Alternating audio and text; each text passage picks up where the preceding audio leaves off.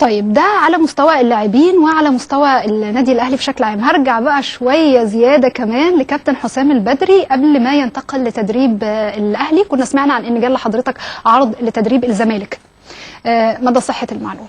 لا مظبوط يعني كان اتصل بيا المستشار مرتضى منصور وبعت لي رساله. هو بعت لي رساله، ويمكن انا كنت في احد البرامج وهو طلع يعني مشكورا قال ان انا كنت عندي رغبه ان انا اتعاقد مع حسام البدري، وبعت لي مرسال فعلا ان هو عاوزني، لكن الظروف كانت صعبه وقتها لان كنت موجود مع المنتخب الاولمبي وقتها، فكان صعب ان انا اسيب المنتخب، فاعتذرت في الوقت ده وتاني. يعني مش هو زي ما سمعنا ان هو فكره مراعاه مشاعر جماهير النادي الاهلي وكده؟ لا، انا اقول لحضرتك حاجه، يعني وقتها انا كنت مرتبط، فكان صعب ان انا اسيب المنتخب، فبالتالي ما فكرتش في الامور الثانيه وقتها. لكن لو كان الموضوع فعلا هبتدي يبقى هروح نادي الزمالك، كنت هفكر في كل يعني ممكن يحصل مستقبلا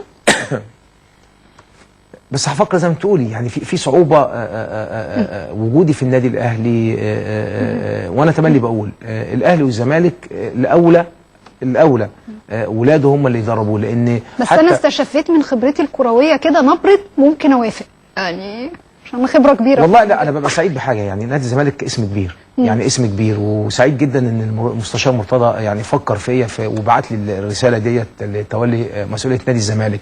لكن اكيد صدقيني على الجانب الاخر لو بقى هفكر في الموضوع بعمق كبير جدا، هقول ممكن تبقى حواليها مشاكل كبير جدا. وهو حتى المستشار مرتضى منصور بيقول كلمه كويسه قوي، بيقول لك ولاد الزمالك نفسهم يعني بيبقى ساعات عندهم منافسه بينهم وبين بعض على حته تولي المسؤوليه، بيبقى في صعوبات على الراجل اللي بيجي، بيبقى في ناس، فتخيلي بقى لو واحد جه من الاهلي. طب ولو واحد في الاهلي وبقى الرجل الاول في الاهلي وواجه صعوبات وواجه حرب من داخل النادي الاهلي، حصل معاك؟ ما تقوليش ما حصلش. حصل بس لازم يستحمل، لان هي دي سنه الحياه، يعني استحاله. ايه طبيعه الحرب اللي واجهتها يا كابتن؟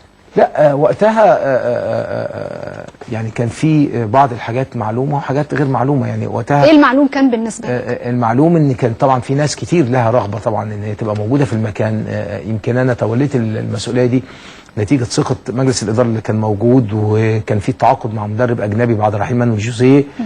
جاء مدرب الاجنبي يمكن كان في نجاده وقعدوا معاه، لكن ما تمش الاتفاق. وفي نفس الوقت كان في نجاده عنده رغبه في الوقت ده لوجود مساعد ليه يبقى رقم 2 على طول اجنبي. اداره الاهلي رفضت، قالت له استحاله حسام البدري الموجود. ده كان السبب الرئيسي لرحيل الفنجاده. فبالتالي بعد كده اداره الاهلي صعدتني، قالت لي انت اللي هتتولى المسؤوليه الفنيه. طب على ذكر اداره الاهلي، او لا، اتفضل. المجلس بيتدخل في شغل كابتن حسام البدري؟ لا خالص. تمام. نفس السياسه اللي كانت موجوده قبل كده خالص. طيب انا يعني هخرج بكابتن حسام البدري من مساله الاهلي ونادي الاهلي، واحنا قاعدين مع كابتن الكباتن بقى، فنطلع للمنتخب. اتنقل مع حضرتك للمنتخب. شفت ازاي مباراه مصر وغانا الاخيره، وشفت ازاي يعني المنتخب من وجهه نظرك قادر ان هو يتاهل لمونديال روسيا 2018؟ بالنتائج طبعا. يعني ان شاء الله بقول ان احنا باذن الله قريبين جدا ان احنا نتاهل ان شاء الله.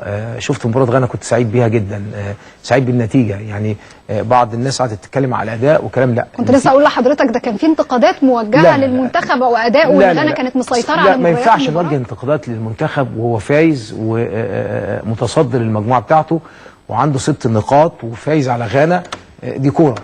لكن وقتها ان احنا نطلع نقول بقى العرض ما كانش كويس كده، انا ضد الكلام ده. طب الانتقاد على فكره انه كان الاعتماد بشكل اكبر على محمد صلاح لاعب روما الايطالي، حضرتك شفت طيب حتى الانتقاد ده ازاي، ان هو الاعتماد عليه بشكل اكبر داخل المنتخب؟ ما ينفعش، عمر فرقه الكوره ما بتبقى لاعب واحد، يعني استحاله محمد صلاح لو سبته وسحبت اللعيبه التانيين من الملعب هيقدر يفوز محمد صلاح، فاستحاله. لكن نقول محمد صلاح لاعب مهم جدا، لاعب محوري، ده وارد. وكل يعني حضرتك التاريخ في الكوره تملي بنقول زي ما كان في وقت فيه كابتن الخطيب، زي ما كان في وقت فيه ابو تريكه، زي ما كان في وقت فيه حسام حسن، كان يعني عاوز اقول الاسامي اللي حضرتك قلتها دي، وعذرا على مقاطعه حضرتك، هل في الكوره ومفهوم كره القدم نقدر نقول مفهوم الدلع موجود؟ يعني لاعب يبقى متدلع زياده، لاعب شايفينه الاشطر فهو واخد النجوميه واخد الاهتمام حتى من الجهاز الفني للفريق، ده موجود في كره القدم وبنلاحظه شويه في المنتخب في فترات كده، كل شويه نحس ان في لعيبه واخده الدلع كله.